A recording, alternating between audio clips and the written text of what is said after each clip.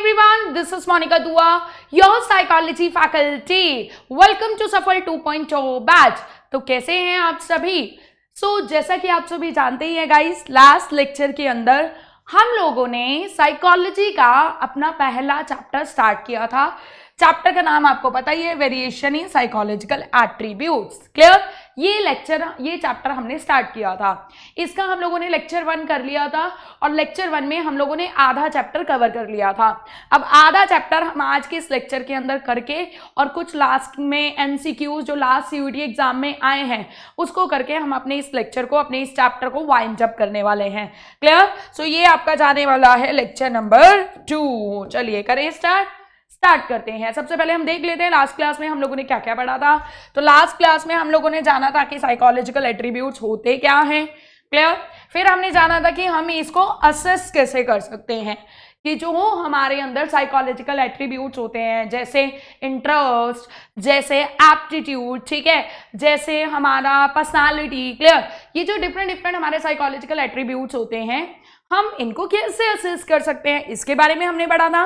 और फिर हम लोगों ने इंटेलिजेंस की थ्योरीज के बारे में पढ़ा था कि अलग अलग साइकोलॉजिस्ट ने क्या क्या इंटेलिजेंस की थ्योरीज दी हैं। क्लियर? तो इस तरीके से हम लोगों ने आधा चैप्टर अपना कवर किया था। आज की क्लास में हम क्या पढ़ने वाले हैं?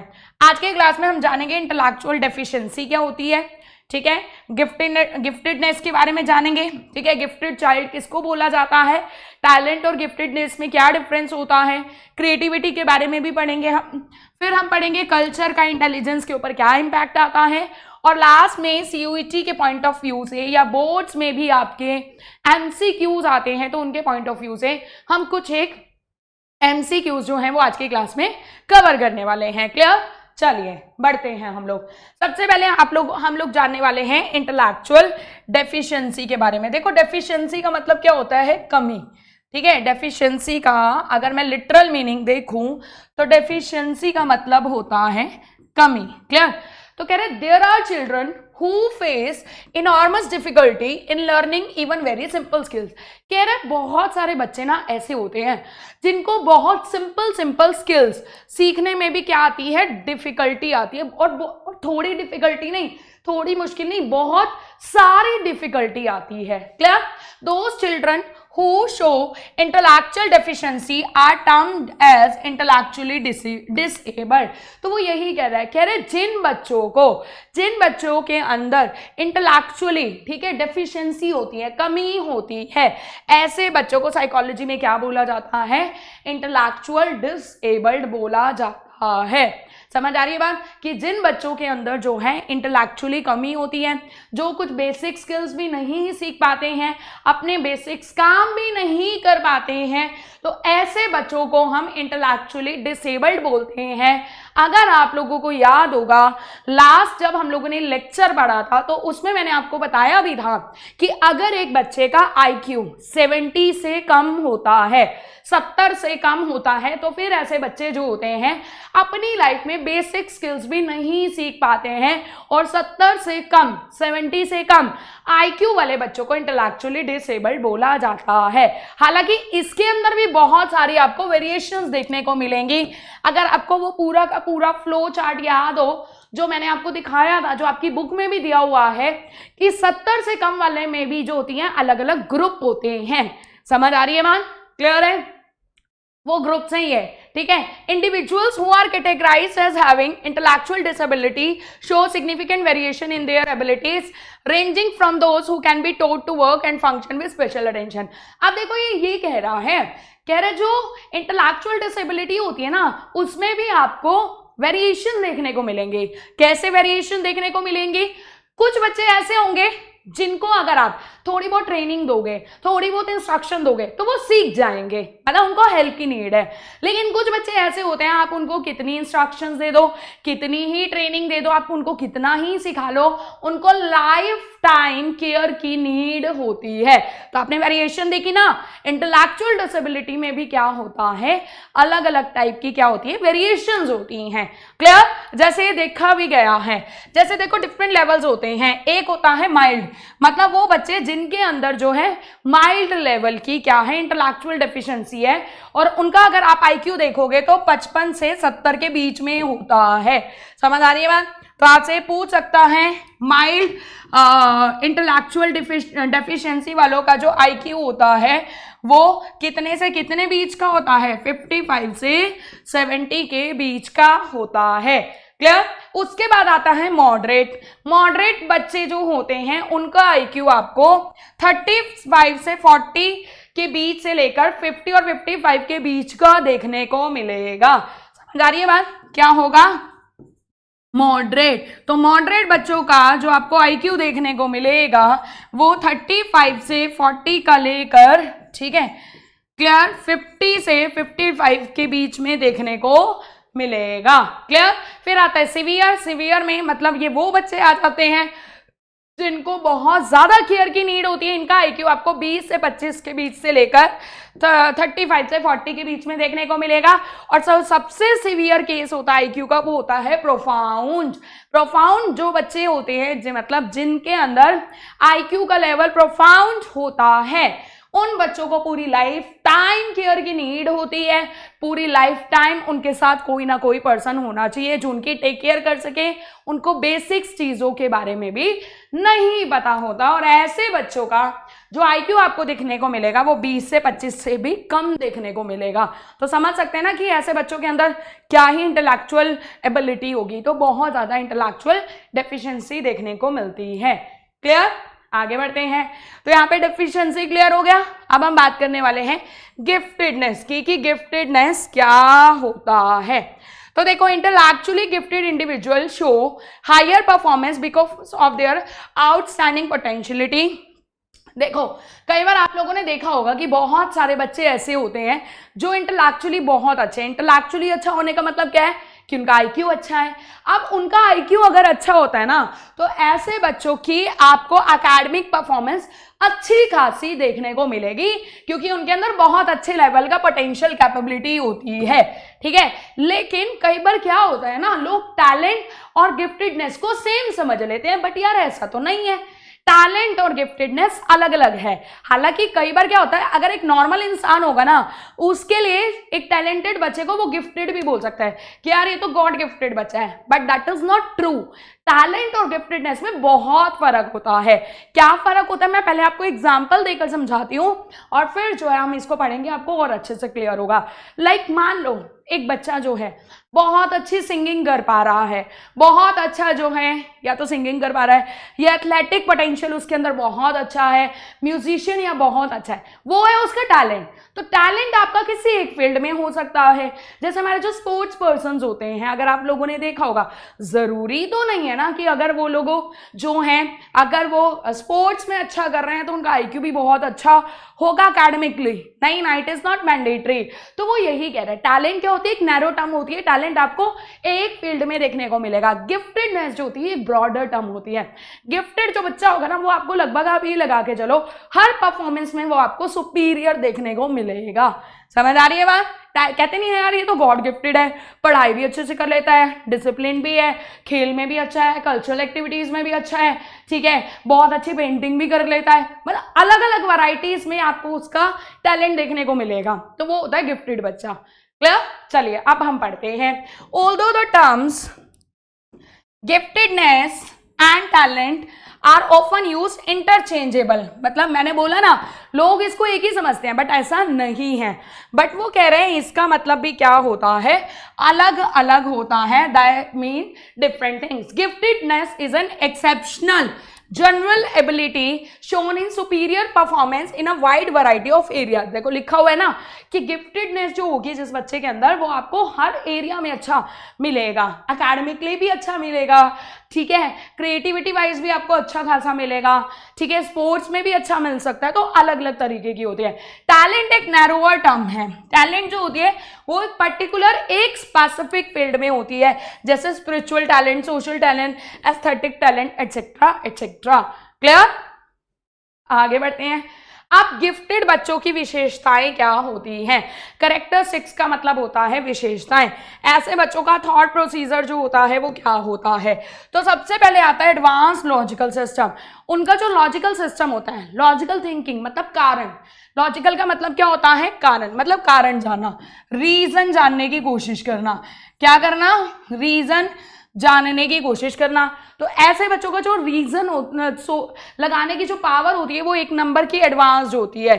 ठीक है, नेक्स्ट आता है questioning and problem solving behaviour. उनके बिहेवियर में ना एक तो आपको ये मिलेगा कि मतलब वो ना जब हर चीज का कारण जानते हैं, तो मान लो किसी चीज का कारण नहीं मिल रहा तो उसके पीछे वो क्वेश्चंस करते हैं, तो उनके अंदर आपको क्वेश्चन पोटेंशियल अच्छा मिलेगा, क्वेश्चनिंग करेंगे। और सबसे बड़ी बात है, कभी भी उनकी लाइफ में जो प्रॉब्लम होगी ये नहीं कहेंगे छोड़ यार मेरे से तो हो ही नहीं रहा, मेरे से तो सॉल्व ही नहीं हो रहा, नहीं, उनका जो बिहेवियर होगा वो कैसा होगा, प्रॉब्लम सॉल्विंग होगा।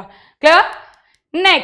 नेक्स्ट वो कह रहा है high speed of processing information. ये भी बहुत इंपॉर्टेंट है। आप देखना जो गिफ्टेड बच्चे होते हैं ना, वो चीज अपनी कोई भी उनको इन्फॉर्मेशन मिल रही है, चाहे वो उनको अपने पेरेंट्स से मिल रही है, चाहे वो उनको उनके अपने टीचर से मिल रही है, अकेडमिकली मिल रही है, कहीं भी मिल रही है, तो ऐसे बच्चों की आपको जो प्रोसेसिंग इंफॉर्मेशन की स्पीड होगी ना वो अच्छी खासी देखने को मिलेगी। मतलब ये लगा लो एक बार टीचर ने एलैबोरेट किया मतलब हो जाती हैं चीजें। नेक्स्ट आता है superior generalisation and discrimination ability. अब ना यहाँ पे इसको आप गलत मत समझना कि यार इसका तो वो डिस्क्रिमिनेशन करते हैं, नहीं। डिस्क्रिमिनेशन का मतलब ये होता है कि उनको चीजों के अंदर डिफरेंस क्रिएट करना आता है। मान लो जैसे आपने भी देखा होगा कि आपके बहुत सारे टॉपिक्स जो होते हैं वो कई बार सिमिलर साउंड करते हैं, बट एक्चुअल में उनमें डिफरेंस होता है ना। जैसे अभी टैलेंट और गिफ्टेडनेस को ही देख लो कि टैलेंट और गिफ्टेडनेस में बहुत डिफरेंस है ना। तो इस तरीके से चीजों को उनको जर्नलाइज करना भी आता है और उनके बीच में डिस्क्रिमिनेशन मतलब डिफ्रेंसिएशन भी उनको पता होता है। ठीक है, नेक्स्ट आता है high level of original and creative thinking. मैंने आपको बताया ना कि उनकी क्रिएटिव थिंकिंग का भी जो लेवल होगा ना वो अलग ही होगा और ओरिजिनल होगा। ऐसा नहीं होगा कि आपको कहीं मतलब और मिल जाए, वही है वो ओरिजिनल होगा। रेप्लिकास बहुत कम मिलेंगे, ना के बराबर मिलेंगे। High level of intrinsic motivation है सेल्फ एस्टीम। इंट्रिंसिक का मतलब होता है अंदरूनी, सेल्फ मोटिवेटेड होते हैं वो, भैया उनको कोई मोटिवेशन की नीड नहीं है, वो ऑलरेडी सेल्फ मोटिवेटेड है, उनके नेचर में। ठीक है, और सबसे बड़ी बात है सेल्फ एस्टीम भी बहुत अच्छा होता है। इंडिपेंडेंट होते हैं, नॉन कन्फर्मिस्ट थिंकिंग होती है। नॉन कन्फर्मिस्ट थिंकिंग पता क्या होता है, जैसे कई बार आप लोगों ने देखा होगा बहुत सारे बच्चे या बहुत सारे लोग ऐसे होते हैं, उन्होंने अपना कोई आर्ग्यू रखा, ठीक है, कोई अपना पॉइंट ऑफ व्यू रखा, सामने वाले ने उनके अपोजिट काउंटर कोई वो रखा, पॉइंट ऑफ व्यू रखा, तो क्या होता है वो उसकी बात से विचलित होकर अपने पॉइंट ऑफ व्यू को से पीछे हट जाते हैं ना। मतलब कहते नहीं है यार तू तो बड़ा दल बदलू है यार, फटाक से बदल गया, तो वो ऐसे नहीं होते हैं, वो नॉन कन्फर्मिस्ट होते हैं। अगर जिस बात पे मतलब वो टिके हैं, जो चीज उन्होंने कह दिया कि हाँ ये चीज ऐसी है, तो वो उसी पे टिके रहते हैं। Preference for solitary academic activities for long period, बिल्कुल। और ऐसे जो गिफ्टेड बच्चे होते हैं ऑटोमेटिकली आपको उनकी एकेडमिक एक्टिविटीज भी अच्छी देखने को मिलेंगी। समझ आ रही है बात? मतलब ऐसा नहीं होगा कि वो बाकी, मैंने आपको बोला ना कि गिफ्टेडनेस एक एरिया में नहीं होती है, बहुत सारे एरिया में होती है, तो एकेडमिकली भी वो आपको अच्छा खासा परफॉर्म करते हुए दिखाई देने वाले हैं। क्लियर?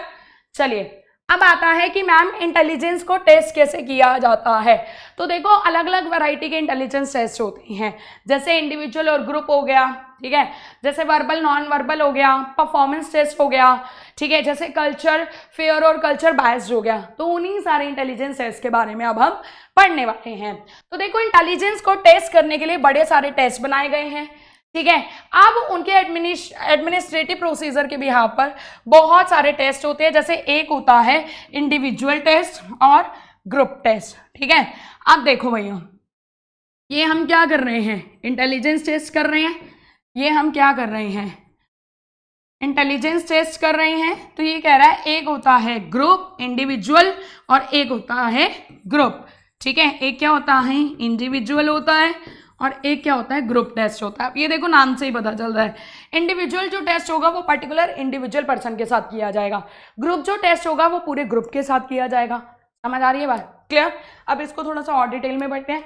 इंडिविजुअल और जो ग्रुप टेस्ट होते हैं, इंडिविजुअल जो इंटेलिजेंस टेस्ट होता है वो एक ही पर्सन पर किया जाता है, एक टाइम में एक ही पर्सन। समझ आ रही बात? तो होता क्या है कि जब आप एक टाइम में एक ही पर्सन के साथ इंटेलिजेंस टेस्ट कर रहे हो तो आप उसके साथ इंटरेक्ट करोगे, आपको उसको जानने का मौका मिलता है, फैमिलियर हो जाते हो आप उसके साथ। बट ग्रुप टेस्ट में क्योंकि हमारे पास बहुत सारे लोग होते हैं, ग्रुप में वो किया जाता है, तो आप ग्रुप टेस्ट में आपको ये अपॉर्चुनिटी नहीं मिलती है कि आप अपने सब्जेक्ट्स के साथ, मतलब जिसके ऊपर वो टेस्ट किया जा रहा है, आप उसकी फीलिंग्स के साथ क्या हो सको, फेमिलियर हो सको, ये आपको नहीं मिलती है इसमें ये अपॉर्चुनिटी। दूसरा, इंडिविजुअल टेस्ट में आंसर जो होते हैं वो ओरली भी हो सकते हैं, रिटन फॉर्म में भी हो सकते हैं, क्योंकि भैया एक ही पर्सन है, वो बोल के भी आंसर कर सकता है, वो लिख कर भी आंसर कर सकता है, और सबसे बड़ी बात है अपने जो है अपनी जो भी उसका टेस्ट ले रहा है पर्सन, टेस्टर है जो, उसके अकॉर्डिंगली चीज़ों को मैनिपुलेट भी कर सकता है। बट आप ज़्यादातर देखना ग्रुप टेस्ट में तो आप इतने सारे लोग हैं, अगर सभी बोल के आंसर करेंगे तो आप किस किस के आंसर को याद रखोगे, नहीं ना। तो जो ग्रुप इंटेलिजेंस टेस्ट होता है उसमें ज़्यादातर आपके रिटर्न आंसर्स होते हैं, और ज़्यादातर वो आपको MCQ फॉर्मेट में देखने को मिलता है। समझ आ रही है बात, क्लियर हो रही है बात? आगे बढ़ते हैं। नेक्स्ट आता है वर्बल, नॉन वर्बल और परफॉर्मेंस टेस्ट।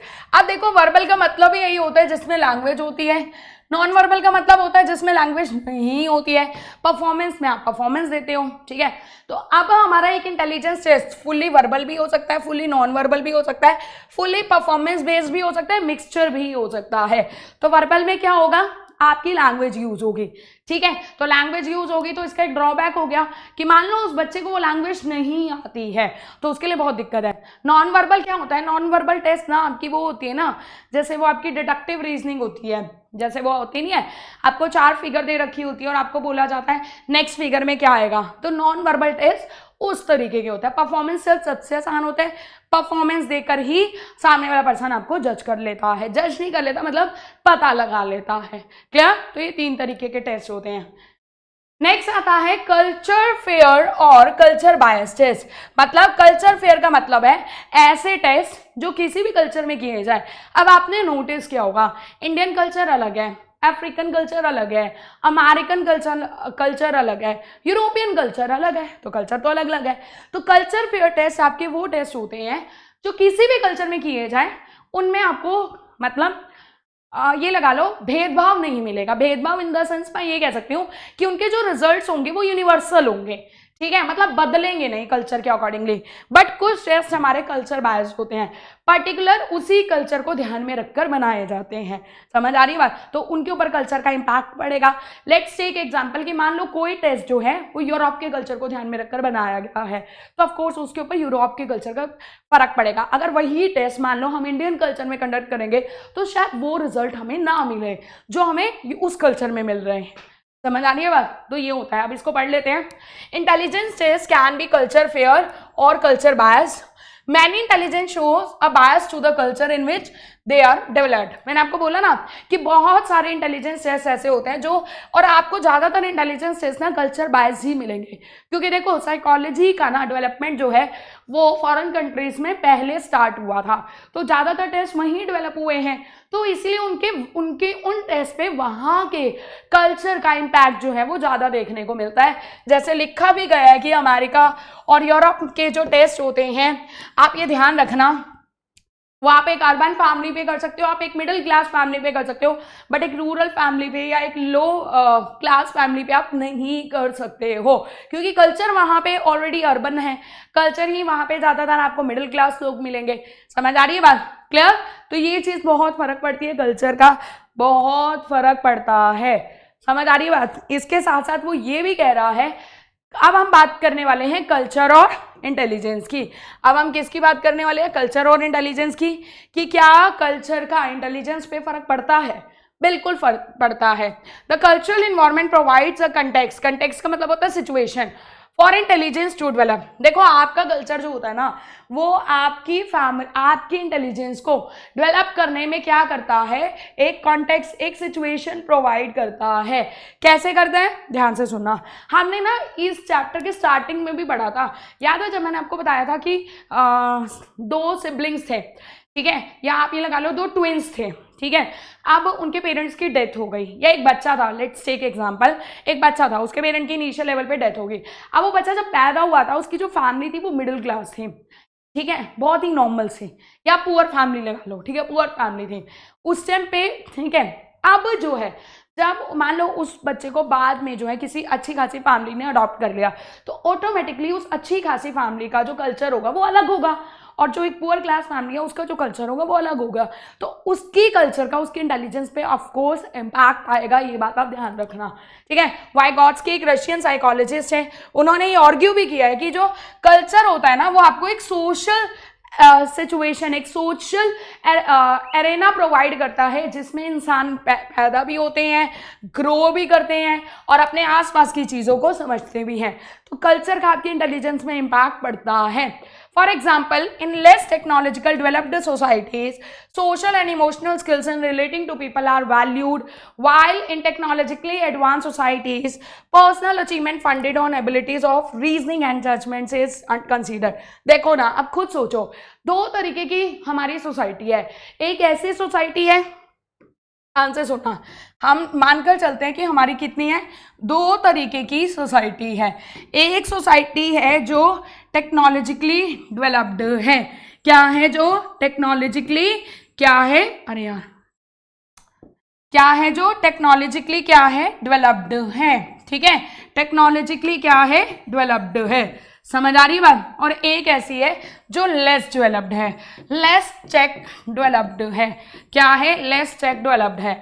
अब एक बात बताऊं, जो टेक्नोलॉजिकली डेवलप्ड सोसाइटीज होती हैं जैसे आपकी यूएस, आपकी यूरोप की सोसाइटीज, वहां पे पर्सनल अचीवमेंट को बहुत ज्यादा कंसीडर किया जाता है, वहां पे वैल्यूज को, ठीक है, सबका साथ सबका विकास, इस चीज को नहीं देखा जाता, वहां पे पर्सनल अचीवमेंट को पहले देखा जाएगा, समझ आ रही है बात। तो वहां का कल्चर उस हिसाब से, तो वहां की इंटेलिजेंस भी उसी हिसाब से होगी कि अगर एक इंसान ने बच्चे की पर्सनल अचीवमेंट हो रही है तो वो उसको मानेंगे, ठीक है। लेकिन जो लेस टेक्नोलॉजिकल डेवलप्ड सोसाइटीज होती है जैसे Indian, Asian society, African societies, यहाँ पे सबका साथ सबका विकास चलता है, यहाँ पर सबको साथ लेने वाला सीन चलता है, इंटीग्रेटेड सिस्टम चलता है कि सबको साथ लेकर चलना है। मान लो अगर मैं आगे निकल गई हूँ तो और मेरे साथी पीछे रह गए हैं तो मेरे को रुक जाना है, मुझे वेट करना है उनको अपने बराबर आने के लिए, ये चीज होती है, क्लियर। तो ये यही तो कह रहा है जो कम डेवलप्ड सोसाइटीज होती हैं वहां पर इमोशनल स्किल्स, सोशल स्किल्स की ज्यादा वैल्यू होती है, इमोशंस की, सोशल्स की, सोसाइटी की, इनकी ज्यादा वैल्यू है भाई, ठीक है। पर्सनल ग्रोथ की वैल्यू है, बट पर्सनल ग्रोथ को, वही बात है, किसी और के इमोशंस को वो करके हरास करके या किसी के और इमोशंस हर्ट हो उसको देखकर खुद की जीत सेलिब्रेट नहीं हो सकती है। जबकि जो टेक्नोलॉजिकल एडवांस सोसाइटीज होती हैं वहां पर पर्सनल अचीवमेंट्स के ऊपर ज्यादा फोकस होता है, जजमेंट के ऊपर ज्यादा फोकस होता है, रीजनिंग के ऊपर ज्यादा फोकस होता है, तो वहां की इंटेलिजेंस भी उसी तरीके से होती है, क्लियर। आगे बढ़ते हैं। Technologically advance societies adopt child rearing practices that foster skills of generalization and abstraction। अब सीधी सी बात है, speed, minimal moves and mental manipulation among children. अब वही है, कह रहे जो टेक्नोलॉजिकल सोसाइटी, डेवलप्ड सोसाइटीज होती है वहां पे बच्चों को कैसे पाला जाता है, रियर्ड का मतलब होता है पालना, उनकी ब्रिंगिंग अप कैसे की जाती है, शुरू से उन बच्चों के अंदर जर्नलाइजेशन स्किल्स डेवलप की जाती है, एब्स्ट्रैक्शन स्किल्स, एब्स्ट्रैक्शन का मतलब पता है ना आपको, जो चीजें दिखाई नहीं देती है बट फिर भी आप उसको यूज ऑब्जर्व करते हो, ठीक है, उसके ऊपर फोकस किया जाता है, स्पीड के ऊपर फोकस किया जाता है, मेंटल मैनिपुलेशन वही आपकी रीजनिंग हो गया, आपके मिनिमल मूव्स मतलब कम से कम चीजों में आप बेस्ट से बेस्ट कर सको, इनके ऊपर ज्यादा फोकस किया जाता है। तो वो इसी तरीके के ही बिहेवियर को प्रमोट करते हैं और इसे ही टेक्नोलॉजिकल इंटेलिजेंस बोला जाता है। क्या बोला जाता है, टेक्नोलॉजिकल इंटेलिजेंस बोला जाता है। जबकि जो लेस टेक्नोलॉजिकल डेवलप्ड सोसाइटीज होती है वहां पर इमोशनल इंटेलिजेंस को फोकस किया जाता है, ये बात ध्यान रखना। जय हमारी इंडियन सोसाइटी हो गई, अफ्रीकन सोसाइटीज हो गई, यहाँ पर जो है इमोशनल इंटेलिजेंस के ऊपर बहुत ज्यादा फोकस किया जाता है, क्लियर।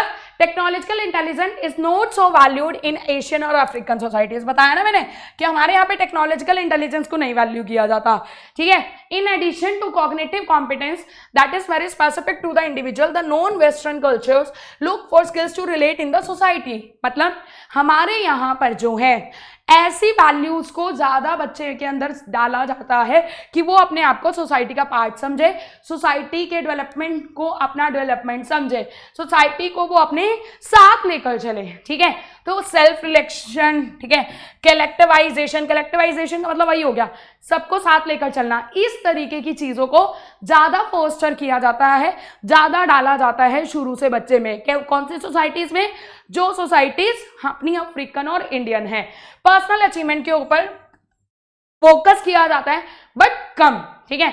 इंडिविजुअलिस्टिक ओरिएंटेशन मतलब वही बात है, सिर्फ अपने अपने विकास के ऊपर फोकस नहीं किया जाता, सोसाइटी को साथ में लेकर चला जाता है। क्लियर? अब हम बात करते हैं कि इंडिया में इंटेलिजेंट किसको बोला जाएगा। तो देखो, contrary to technological intelligence, intelligence in the Indian tradition can be termed as integral intelligence. हमारे यहाँ पे जो इंटेलिजेंस होती है वो इंटीग्रल होती है। मैंने आपको बताया ना, इंटीग्रल मतलब कनेक्टिविटी क्रिएट करना, सबको साथ लेकर चलना। तो ये सोसाइटी को, अपने वर्ल्ड को, अपने वर्ल्ड इन्वायरमेंट को साथ लेकर चलने के ऊपर फोकस करता है, ठीक है। जैसे अगर हम बात करें संस्कृत वर्ड बुद्धि की, तो बुद्धि का मतलब क्या होता है, बुद्धि को ज्यादा माना। देखो, इंटेलिजेंस और बुद्धि वर्ड में भी ना, वैसे तो देखो इंटेलिजेंस को ही हिंदी में बुद्धि बोला जाता है, पर अगर आप देखोगे ना, buddhi word as compare to intelligence ज्यादा परवेसिव है। ज्यादा परवेसिव का मतलब है ज्यादा समझ, मतलब बुद्धि वर्ड के अंदर बहुत सारी चीजें आ जाती हैं।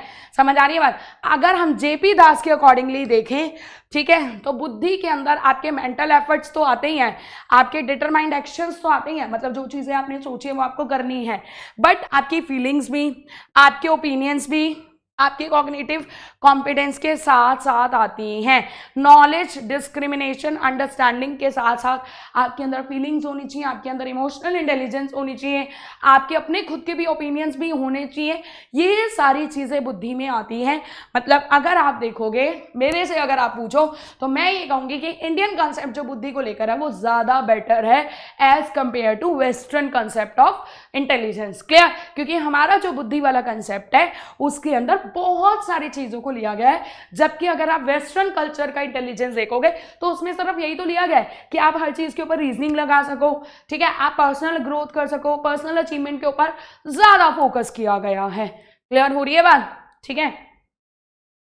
अब हम देखते हैं हमारे इंडियन बुद्धि में चार, मतलब हमारे इंडियन कल्चर के अंदर उस इंसान को बुद्धि या इंटेलिजेंट बोला जाएगा जिसके अंदर ये चार चीजें होंगी। कौन सी चार चीजें होंगी? पहला होता है कॉग्निटिव कैपेसिटी। कॉग्निटिव कैपेसिटी का मतलब होता है कॉन्टेक्स्ट। कॉन्टेक्स्ट का मतलब होता है सिचुएशन, सिचुएशन को समझना, ठीक है, सिचुएशन को लेकर सेंसिटिव होना। डिस्क्रिमिनेशन का मतलब फिर वही बात है, भेदभाव नहीं, चीजों के अंदर डिफरेंस क्रिएट कर सकना, पता होना कि आपको ये चीज इस चीज से अलग क्यों है। प्रॉब्लम सॉल्विंग बिहेवियर होना और इफेक्टिव कम्युनिकेशन होना, ये होनी चाहिए। चलो, ये तो वेस्टर्न कल्चर में भी आप बोलोगे, ठीक है, बट साथ साथ सोशल कॉम्पिटेंस को भी देखा जाता है, जो कि सोशल कॉम्पिटेंस अगर आप देखोगे तो वेस्टर्न जो कंसेप्ट है इंटेलिजेंस का उसमें नहीं है। वहाँ यहाँ पे कहता है कि आपको अपने सोशल ऑर्डर का रिस्पेक्ट करना है, मतलब जैसे हम अपने बड़ों की रिस्पेक्ट सिखाते हैं वो चीज़। कमिटमेंट टू एल्डर्स, जो आपने अपने एल्डर्स को बोला है उसको आपको वो पूरा करना है। आपके जो बराबर के लोग हैं, ठीक है, या आपसे छोटे लोग हैं, आपको नीडी लोग हैं, उनकी ज़रूरतों को पूरा करना है। दूसरों को लेकर भी आपको कंसर्न रखना है। मैं नहीं होना चाहिए, मैं का मतलब क्या होता है? अहम, तो मतलब ये नहीं होना चाहिए। रिकग्नाइजिंग अदर्स पर्सपेक्टिव, दूसरों के पॉइंट ऑफ व्यू की भी वैल्यू करनी है, सिर्फ ये नहीं कि मैंने बोल दिया हाँ दैट्स इट, मेरा ही पॉइंट ऑफ व्यू सही है। तो आपने देखा कि अपने इंडियन पर्सपेक्टिव में अगर आप देखोगे तो कॉग्निटिव कैपेसिटी के साथ साथ सोशल कॉम्पिटेंसी भी आती है और भी आती है, इमोशनल कॉम्पिटेंस भी होना जरूरी है। अब इमोशनल कॉम्पिटेंस क्या होता है? सबसे बड़ी बात है खुद के ऊपर रेगुलेट होना चाहिए, खुद के ऊपर कंट्रोल होना चाहिए, अपने इमोशंस का आपको मॉनिटर करना आना चाहिए, ठीक है, मतलब आप इमोशनली बैलेंस्ड होने चाहिए, ऑनेस्टी होनी चाहिए, पोलाइटनेस होना चाहिए। कंडक्ट का मतलब होता है बिहेवियर, अच्छा बिहेवियर होना चाहिए, ठीक है, एंड सेल्फ इवैल्यूएशन। सबसे बड़ी बात है सेल्फ इवैल्यूएशन होना जरूरी है, खुद को पता होना चाहिए कि मैं कहाँ पर गलत हूँ, कहाँ पर सही हूँ। कहते नहीं है वो अंतरात्मा की आवाज़ जो आती है, तो उसको सुनना आना चाहिए कि हाँ मैं ये जो चीज़ कर रहा हूँ अगर ये गलत है, मतलब अगर मान लो मैं किसी के रिस्पेक्ट को दांव पर रखकर अगर मैं ये काम कर रहा हूँ तो ये गलत है, तो सेल्फ इवैल्यूएशन आना चाहिए। जबकि अगर आप देखोगे वेस्टर्न कल्चर में इसके ऊपर फोकस इंटेलिजेंस में नहीं किया गया है। इसके साथ साथ एंटरप्रेन्योर कॉम्पिटेंस, इसमें क्या होता है? कमिटमेंट होना चाहिए। अगर आपने कोई काम कर रहा है तो आपको उस काम को पूरा करने की कमिटमेंट होनी चाहिए। परसिस्टेंस का मतलब होता है कंटिन्यूटी, आपके अंदर वो एक लगन होनी चाहिए, पेशेंस होना चाहिए, हार्डवर्क होना चाहिए। विजिलेंस का मतलब होता है दूरदर्शी, आपकी सोच प्रेजेंट के साथ साथ फ्यूचर को ध्यान में रखकर भी होनी चाहिए। गोल ओरिएंटेड आपका बिहेवियर होना चाहिए। तो अगर आप देखोगे हमारे इंडियन बुद्धि में 4 चीजों के नोशंस को इंक्लूड किया जाता है: cognitive capacity, social competence, emotional competence और एंटरप्रेन्योर कॉम्पिटेंस। अगर ये 4 चीजें एक इंसान के अंदर है तभी उसको इंटेलिजेंस माना जाएगा, बुद्धिमान माना जाएगा। समझ आ रही है बात? जबकि अगर आप वेस्टर्न कल्चर में देखोगे तो वहां पे अगर आप देखोगे तो सिर्फ और सिर्फ आपके कॉग्निटिव कॉम्पिटेंस है ना। क्लियर? इसीलिए मैंने आपको बोला कि हमारा इंडियन जो नोशन है इंटेलिजेंस को लेकर, बुद्धि को लेकर, वो ज्यादा डेवलप्ड है। क्लियर? आगे बढ़ते हैं। अब हम बढ़ते हैं कि मैम ये इमोशनल इंटेलिजेंस होता क्या है। Emotional intelligence is a set of skills that अंडरलाई accurate appraisal, expression and regulations of emotion. मतलब सीधी सी बात है, जब आप अपने इमोशंस को अच्छे से एक्सप्रेस कर पाते हो, रेगुलेट भी कर पाते हो, आपको पता भी होता है कि मेरे को कहाँ पर बहुत ज़्यादा इमोशंस को व्यक्त करना है, एक्सप्रेस करना है, कहाँ पर नहीं करना है, तो जब ये सारी चीज़ें आपके अंदर होती हैं तो इसका मतलब आप इमोशनली इंटेलिजेंट हो। It is the feeling side of intelligence. मतलब सीधी सी बात है, जब आप इंटेलिजेंस को फील कर पाते हो। ठीक है। A good IQ and scholastic record is not enough to be successful in life. बहुत अच्छी बात लिखी है। सिर्फ अच्छा IQ होना, अच्छे नंबर आना, स्कॉलस्टिक रिकॉर्ड अच्छा होना, स्कूल्स में आप बहुत अच्छा कर रहे हो, एक अच्छा आदमी बनने के लिए, एक अच्छा सक्सेसफुल आदमी बनने के लिए इतना होना जरूरी नहीं है। मैंने आपको बोला ना कि आपके दूसरों को लेकर प्रति प्रेम, प्यार, भावना, ये सारी चीजें होनी चाहिए। ठीक है। EQ, तो अब इमोशनल इंटेलिजेंस को दिखाने के लिए EQ यूज किया जाता है, जैसे हम IQ यूज करते हैं इंटेलिजेंस दिखाने के लिए। क्लियर हो रही है बात? तो सीधी सी बात है, अगर आपको एक सक्सेसफुल पर्सन बनना है तो ठीक है, good IQ is needed, but good IQ के साथ साथ आपका गुड EQ होना भी बहुत ज्यादा जरूरी है। क्लियर? स्पेशल एबिलिटीज की अब हम बात करते हैं कि एक इंसान के अंदर कौन कौन से स्पेशल एबिलिटीज होती हैं। तो सबसे पहले हम बात करते हैं एप्टीट्यूड। तो देखो, नेचर एंड मेजरमेंट। सबसे पहले बात करेंगे कि एप्टीट्यूड का नेचर क्या होता है। तो पहले तो आप समझिए एप्टीट्यूड का मतलब क्या होता है।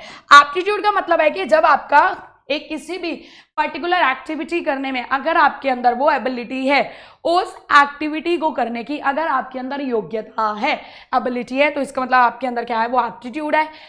It is a combination of characteristics that includes an individual capacity to acquire some specific knowledge or skill after training। मतलब हम ये नहीं कह रहे कि अगर आपके अंदर एप्टीट्यूड है तो आप वो चीज शुरू से ही परफेक्ट करोगे। मतलब आपके अंदर वो कॉम्पिटेंस है, आपके अंदर वो एबिलिटी है, बस थोड़ी सी जब आपको और ट्रेनिंग दी जाएगी, थोड़ी और इंस्ट्रक्शंस दी जाएगी, तो वो आपकी कैपेबिलिटी और निखर कर आगे आएगी। समझ आ रही है बात? तो that is what called aptitude. Clear? फिर आता है इंटरेस्ट। इंटरेस्ट क्या होता है? इंटरेस्ट का मतलब होता है किसी भी काम को करने की प्रेफरेंस। किसी भी काम को करने की क्या होता है? प्रेफरेंस। देखो, एप्टीट्यूड का मतलब होता है प्रेफरेंस नहीं होता। एप्टीट्यूड का मतलब होता है वो आपके अंदर इनबॉर्न होता है, वो पोटेंशियल, वो कैपेबिलिटी उस काम को करने की आपके अंदर इनबॉर्न होती है। बट एक बात बताओ, लेट्स टेक एग्जाम्पल, आपके अंदर डांस करने की एबिलिटी है बट आपका डांस में इंटरेस्ट नहीं है, क्या आप सीख पाओगे? कोई नहीं सीख पाओगे। तो यही तो लिखा हुआ है, a person may be interested in a particular job और activity but may not have the aptitude for that. ठीक है। अब दूसरी बात, आपको डांस सीखना है और डांस सीखने में इंटरेस्टेड हो बट आपके अंदर डांस सीखने की वो कैपेबिलिटी नहीं है, पोटेंशियल नहीं है, तो भी आप नहीं सीख पाओगे। तो एप्टीट्यूड और इंटरेस्ट दोनों साथ साथ चलता है। अगर आपके अंदर वो कैपेबिलिटी है बट आपका इंटरेस्ट नहीं है तो भी आप नहीं कर पाओगे। इंटरेस्ट है लेकिन कैपेबिलिटी भी नहीं है तो भी आपको करना बहुत मुश्किल होगा। ठीक है। तो यही कह रहा है, a person may have the potentiality for performing a job but may not be interested in doing that. मान लो एक पर्सन जो है वो अच्छा कर सकता है, कोई भी जॉब अच्छी कर सकता है, उसके अंदर वो कैलिबर है बट अब वो इंटरेस्टेड ही नहीं है उसको काम करने में। आपने देखा होगा अपने आसपास बहुत सारे लोग कि उनके अंदर वो कैपेबिलिटी तो होती है काम करने की बट वो इंटरेस्टेड नहीं होते, तो भी कोई फायदा नहीं होता है। क्लियर? नेक्स्ट आता है creativity. Creativity is not just limited to a selected few, the artist, the scientist, the poet और द इन्वेंटर। देखो, पहले क्या होता था ना, क्रिएटिव लोग सिर्फ उन्हीं को बोला जाता था, या तो जो बहुत अच्छे आर्टिस्ट होते थे या साइंटिस्ट होते थे, पोइट होते थे, या जिन्होंने कोई बहुत खोज किया है उनको आर्टिस्ट बोला जाता था, सॉरी क्रिएटिव बोला जाता था। बट मैं आपको एक बात बता देती हूँ, एक साधारण इंसान भी अगर मान लो छोटे छोटे काम कर रहा है, जैसे अच्छी खासी पॉटरी, घड़े बना रहा है, कारपेंटरी अच्छी कर रहा है, कुकिंग अच्छी कर रहा है, वो भी क्रिएटिव हो सकता है। ये चीज़ आप ध्यान रखना। मतलब क्रिएटिव का मतलब ये नहीं जब आपने कुछ बहुत बड़ा कर दिया तो ही आप क्रिएटिव हो।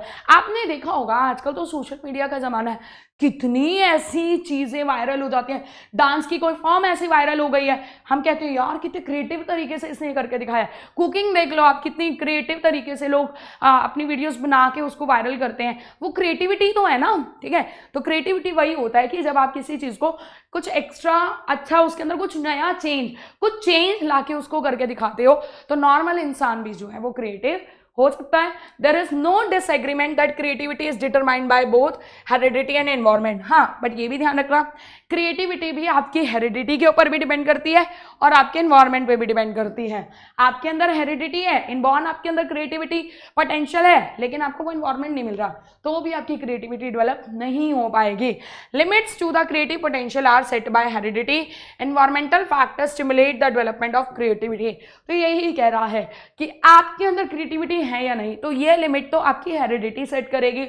बट हेरिडिटी ने तो दे दी आपको क्रिएटिविटी, बट आपको बाद में वो इन्वायरमेंट ही नहीं मिला, तो वो इन्वायरमेंट जो होता है आपकी उस क्रिएटिविटी के डेवलपमेंट पे एक इंपॉर्टेंट रोल प्ले करता है। ये चीज ध्यान रखना। अब बहुत सारे बच्चों को ना इस चीज को लेके कंफ्यूजन हो जाती है कि मैम क्या क्रिएटिविटी और इंटेलिजेंस का कोई कनेक्टिविटी है। तो देखो एक बहुत बड़ा जो डिबेट है इस चीज को लेकर चलता है कि भाई क्या क्रिएटिविटी का जो है इंटेलिजेंस के साथ कोई भी रिलेशन है।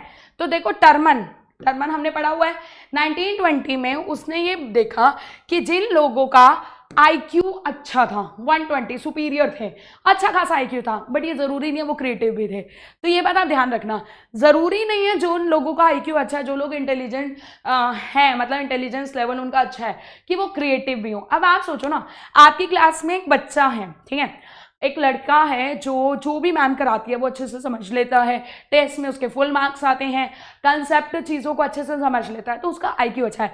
लेकिन मान लो मैम ने कोई टॉपिक से क्वेश्चन जो है बहुत, मतलब कोई ऐसा क्वेश्चन दे दिया जो डायरेक्टली क्लास में नहीं कराया था, टॉपिक में भी नहीं आया था, बट मैम ने बोला कि यार इसको इससे कनेक्ट करके लिख के दिखाओ, और वो उसको नहीं लिख के दिखा पाया। और मान लो एक बच्चा जिसके मार्क्स अच्छे नहीं आ रहे थे, या जो उतना अच्छे से मतलब परफॉर्म एकेडमिकली नहीं कर रहा था, बट उसने उस आंसर को अच्छे से कनेक्ट करके लिख के दिखाया, तो उस बच्चे के अंदर क्रिएटिविटी अच्छी है, ठीक है। लेकिन जिस बच्चे का IQ अच्छा था बट वो आंसर नहीं लिख के दिखा पाया, कनेक्ट करके नहीं दिखा पाया, तो इसका मतलब वो क्रिएटिव नहीं है। इंटेलिजेंट है बट क्रिएटिव नहीं है। तो ये बात ध्यान रखना, जरूरी नहीं है कि जो बच्चा इंटेलिजेंट होगा वो क्रिएटिव भी होगा, that is not necessary.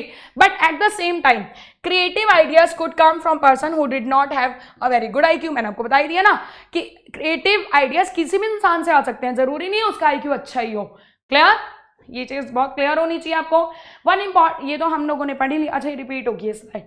Researchers have also found that both high and low level of creativity can be found in highly intelligent children and also children of average intelligence। अच्छा एक चीज और भी है, मान लो जिन बच्चों के बहुत अच्छी इंटेलिजेंस है, कि जिन बच्चों के अंदर बहुत अच्छी क्रिएटिविटी है, या जिन बच्चों की बहुत कम क्रिएटिविटी है बट बहुत कम लेवल की है, चाहे वो दोनों टाइप के बच्चे हैं, उनके अंदर आपको ना इंटेलिजेंस का कुछ पोर्शन जरूर मिलेगा।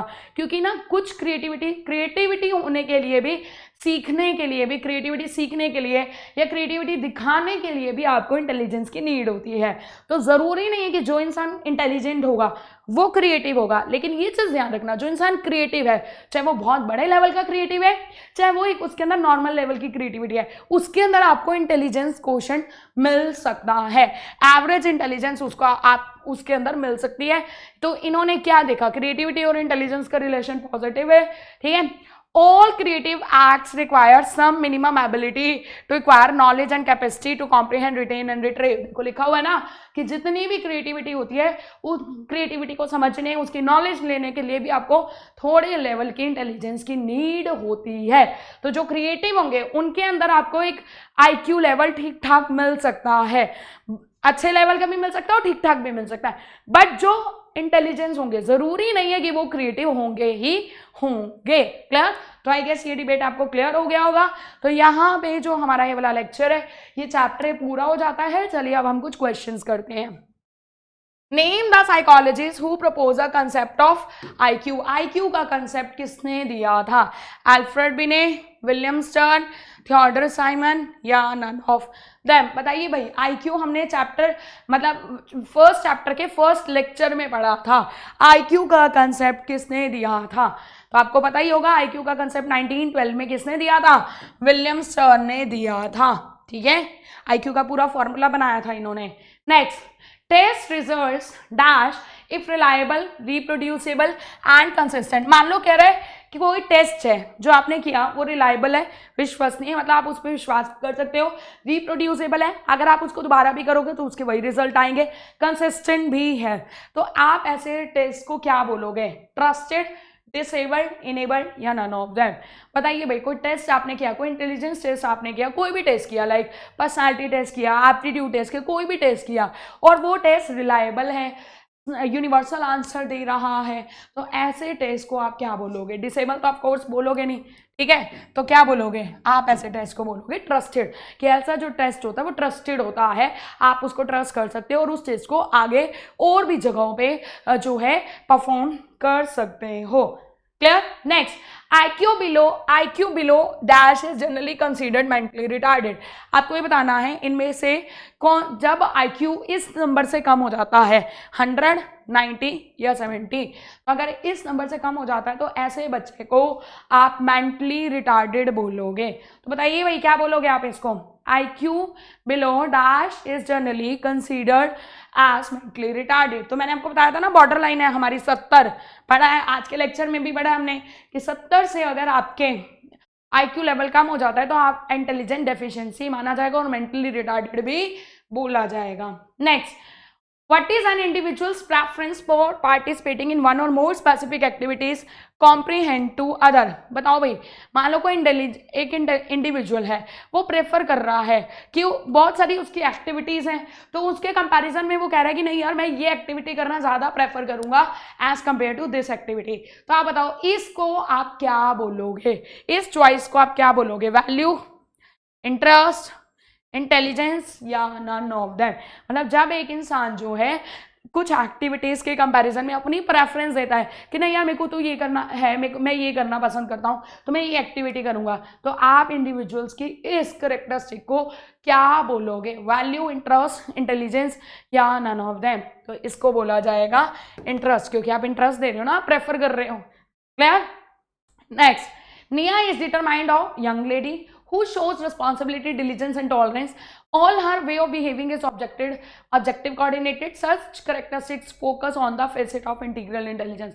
आपको बताना है कि निया नाम की एक लड़की है जो बिल्कुल डिटरमाइंड है, रिस्पॉन्सिबिलिटीज हैंडल करती है, डिलीजेंस का मतलब होता है हार्ड वर्किंग है, टॉलरेंस कैपेसिटी है उसके अंदर, ये नहीं है छोटी सी चीज़ पे तिल मिला जाती है, टॉलरेंस कैपेसिटी है, ठीक है। ऑब्जेक्टिव कोऑर्डिनेटेड का मतलब ये है कि उसकी अपनी लाइफ का कोई लक्ष्य है। तो इस तरीके की कैरेक्टरिस्टिक को आप किस में काउंट करोगे? कॉग्निटिव में, इमोशनल में, एंटरप्रेन्योर में या नन ऑफ दैट? तो देखो इमोशनल तो है नहीं, क्योंकि इमोशनल में इमोशंस का रेगुलेशन होता है, तो ये तो बिल्कुल नहीं है। कॉग्निटिव में रीजनिंग होती है, थिंकिंग होती है, इवैल्यूएशन होता है, ये चीज़ें नहीं है। ये होता है एंटरप्रेन्योर कॉम्पिटेंस, क्योंकि इसमें जो होता है आप रिस्पॉन्सिबल होते हैं, आप हार्ड वर्किंग होते हो, आप दूरदर्शी होते हो। क्लियर? चलिए next, experiential intelligence refers to. Experiential intelligence हमने पढ़ा था, कंटेक्चुअल इंटेलिजेंस, एक्सपीरियंशियल इंटेलिजेंस हमने पढ़ा था। तो आपको बताना है एक्सपीरियंशियल इंटेलिजेंस में क्या होता है। आप अपने पास एक्सपीरियंस को अच्छे से यूज़ करते हो, आप अपने प्रेजेंट एक्सपीरियंस को अच्छे से यूज़ करते हो, या एंटरप्रेन्योर कॉम्पिटेंस होती है, या नन ऑफ देम। तो ये तो बहुत ही अच्छा ना, एक्सपीरियंस तो आपको पास से ही आएंगे। प्रेजेंट में तो अभी आप जी रहे हो, तो प्रेजेंट को नहीं बोलोगे। हाँ, जब इस प्रेजेंट को जब ये प्रेजेंट पास बन जाएगा तब आप उसको बोलोगे ना पास। तो इसका मतलब क्या होता है कि जब आप अपने पास एक्सपीरियंस को क्रिएटिवली यूज करते हो। नेक्स्ट, गार्डनर की थ्योरी को क्या बोला जाता है? गार्डनर ने जो इंटेलिजेंस की थ्योरी दी है उसको क्या बोला जाता है? बताइए भाई। Triarchic theory, theory of multiple intelligence, theory of mental intelligence या नन ऑफ देम? बताइए भाई, जो गार्डनर ने थ्योरी ऑफ इंटेलिजेंस दी है उसको क्या बोला जाता है? Triarchic theory, theory of multiple intelligence, theory of mental intelligence या नन ऑफ देम? तो आपको बताइए गार्डनर ने जो है वो मल्टीपल इंटेलिजेंस दी है। समझ आ रही है बात? क्लियर। तो यहाँ पे हमारा जो लेक्चर है वो फाइनली ओवर हो जाता है, हमारा चैप्टर नंबर 1 पूरा हो चुका है। अब हम नेक्स्ट क्लास में स्टार्ट करने वाले हैं चैप्टर नंबर 2 को, ठीक है। तो आज के लिए इतना ही है, मिलेंगे अब हम नेक्स्ट क्लास में, ठीक है। क्लास कैसी लगी कमेंट सेक्शन में ज़रूर बताइएगा। Till then bye bye, take care and have a nice day.